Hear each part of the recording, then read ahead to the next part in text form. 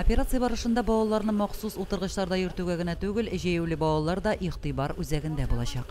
Көзге каникул дигән операция башланды.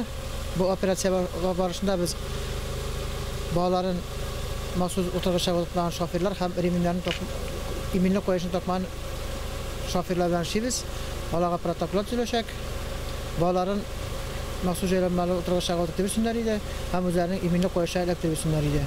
Каникуллар әти-әниләр өчен җаваплычыр. Балаларыгызны урамга чыгарганда юл кагыйдәләре турында искәртергә онытмагыз. Аларның киемнәрендә яктылык кайтаргыч элементлар булуга зур игътибар бирсәгез иде дип кисәтә даи инспекторлары. Бу операция барышында шулай балаларның тиешле җиргә чыкканнарына тикшерәчәкбез.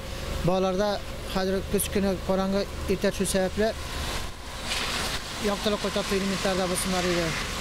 Яктылык элементы булган бала юлда 150 metreden kurulacak. Şuna bağlar üzerine saklasınlar idi, yollarda şayarışıp yürümesinler. Административ беркетмә төзелгән һәр шоферга 1000 сум күләмендә штраф билгеләнсә дә, руль артында кеше бер каеш электригә гадәтләнмәсә электерми.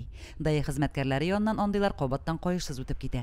Иминлек каешын чит илдә иминлек өчен электерсәләр, бездә полиция хезмәткәрләреннән куркып, штрафтан шүрләп кенә электерәләр. Ел башыннан җирлегебездә иминлек каешына бәйле 415 шоферга, балаларын махсус креслодан башка транспортта йөрткән 25 машина йөртүчегә административ беркетмәләр төзелгән. Лилия Шәймиева, Динар Нуретдинов, Мөсем телевидениесе.